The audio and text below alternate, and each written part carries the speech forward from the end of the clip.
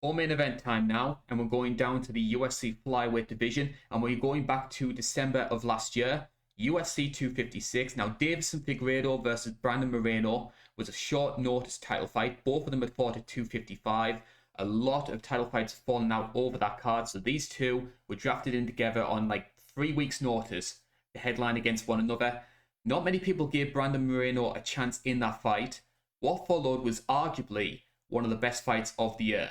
Most polls I'd seen had it at number two behind Whaley versus Joanna. It was an amazing fight, and they get to run it back again. Man, what an absurd fight. I mean, I'd say that was probably my fight of the year. It's so close. I mean, I'd say Whaley versus Joanna was probably tied. I mean, it's flip a coin, whichever one you watch, go back and watch it what certain day. But yeah, what an absolute banger of a fight. I mean, I've always liked Moreno. I just never knew that he was capable of that. I'm in the same boat. Like, I'd always had Moreno down as I gave Brandon Moreno more chance in that fight than what other people did. Like, I run the polls on the community tab, asking people for who they thought was going to win the title fight, and Figueredo was like 91% favorite to win.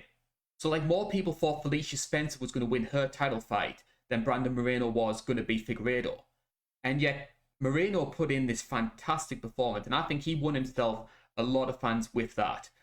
The question that stays in my mind, and I think the biggest factor going into this rematch, did the short turnaround hurt Figueiredo more than it did Moreno? And now that he has those extra months to train and to get his conditioning back into focus because it may have been off with the quick turnaround, are we going to see that same sort of parity in terms of their performance? Is Figueiredo going to go into this fight a lot better than he did back at 256? Yeah, I think that's the biggest dynamic. I mean, Moreno had an ungodly chin in their last fight, and Figueiredo did gas. I mean, he definitely slowed. He didn't necessarily. I mean, he kept his output pretty consistent, but I don't think there was as much pop. He didn't carry as much power with him into the later rounds as what he typically does. And I think Moreno would have been in trouble if he would have carried his power with him a little bit better, into the later rounds. And so, yeah, I see that being the main dynamic of this fight. I think we could get a better, more well-conditioned Figueiredo, easier weight cut, and he could come in, carry his power a little bit later, and both guys landed, but I mean, I think Figueiredo was landing the most in the early rounds. That's the big thing with Figueiredo is a massive flyweight.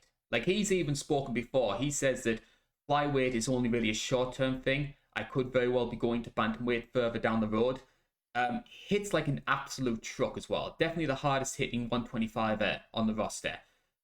Great guillotine. We've seen that effectively when he fought Alex Perez, Tim Elliott, Jared Brooks as well.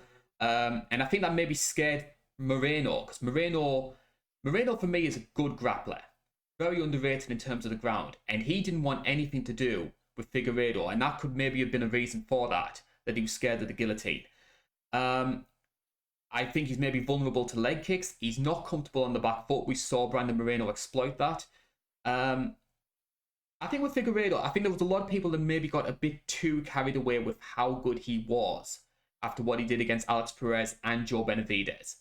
And I think in a strange way, the performance against Moreno was maybe the wake-up call to people to say, hey, yes, this guy's good, but he's not the saviour of the flyweight division, if you know what I mean. I mean, he's a good fighter, obviously he's the champion, but he's not the be-all and end-all. Yeah, no, I agree. I mean, I think Moreno is just tough as nails. Like, I think it's going to bring a better Figueiredo than what we've seen before Yes. because he was able to hang in there 5 rounds, after a tough, back-to-back almost weight cut. Um, I mean, Figueiredo is just like an athletic freak. I mean, he can get away with anything, like you said. I mean, his defense is almost non-existent sometimes. He gets in weird stances. I mean, he is very susceptible to leg kicks because he does put his front leg out so far. On the back foot, he doesn't really pay much attention to defense as well, but he gets away with it, and he finds a way. I mean, he's a very, very, very exciting fighter, and I'm very excited to have. I've always liked the flyweight division. I'm very excited to have a guy like him in the flyweight division that will bring more eyes and bring more attention. I'm going to go with Figueiredo in this fight. I think the factor that you mentioned at the beginning, I think he's going to come in better conditioned. I think he's going to have most likely an easier, if he does everything right, he's going to come in better condition, easier weight cut. I think he's going to carry his power with him longer through the rounds. And I think that, I mean, it's really tough to say he's going to get Moreno out of there with how well Moreno's chin held up through 5 rounds, but I'm going to go with Figueiredo. And that was the big thing that surprised me with Brandon Moreno in that fight was how good his chin was. Because he ate in those. I'm really struggling with my words here. In those first few rounds, he ate some absolute monster shots and just walked through them. So I think his chin held up well. And do you think we might see Moreno try and implement the grappling a bit more this time around? Because we saw Formiga, the only guy to beat Figueiredo, part of the way he did that was by utilizing the wrestling and putting Figueiredo in positions he wasn't comfortable in. I could definitely see it.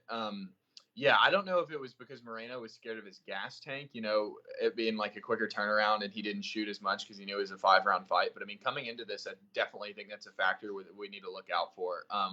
Both guys, like you said, are great on the ground. I think Figueiredo just is really good at scrambling. He catches a lot of stuff in transitions. He works that guillotine in very, very quick on Perez. So, I mean, this is a firefight, whether it's on the feet or on the ground. And I think that this is about as good of a, title fight as you can have on any card. And so I'm super, super excited for this one. It's definitely a worthy co-main, in my opinion. Because the flyweights, they have had issues with trying to draw in the casual viewers because of their size. But when you put them in this position, you've got a high-profile main event and you've got this on the undercard to attract more people to the division. It's a fantastic place in my opinion, and considering where the flyweight division was, so like Paul Cejudo, he retired, he gave up the belt. People were saying that the division's going to get closed. To see it now getting the sort of appeal that it is, and people recognizing, hey, these guys are very good, I think deserves so much praise. So it's a good job to people like Figueiredo, Moreno, Pantoja, Askarov, this sort of new generation of flyweights. They're the ones that saved the division. Cejudo didn't do it by beating Mighty Mouse. It's these guys. I agree. All of those people, Roy Val, like there's so many different, interesting styles, and contenders coming up in this division. And I mean, you have a fun champion who can finish it anywhere. So yeah. Who are you picking? Who are you leaning towards? I'm going to lean towards Figueiredo. My heart would love Brandon Moreno to win this fight because I like the guy on a personal level. I think it'd be good to have a Mexican champion. The guy was cut from the UFC. When they were doing that cult of the flyweight, he was actually out the company. So for him to now come back and then win the belt again, I think that would be a good story. But logic and my brain says Figueiredo is going to be much better this time around because of those extra months to recuperate. And I think he's going to get him out there in 2 rounds. Nice. Okay. Yeah, I'm gonna stick with a 5-round decision, but I got Figueiredo. I could see him, taking a three rounds to 2, 5-round decision.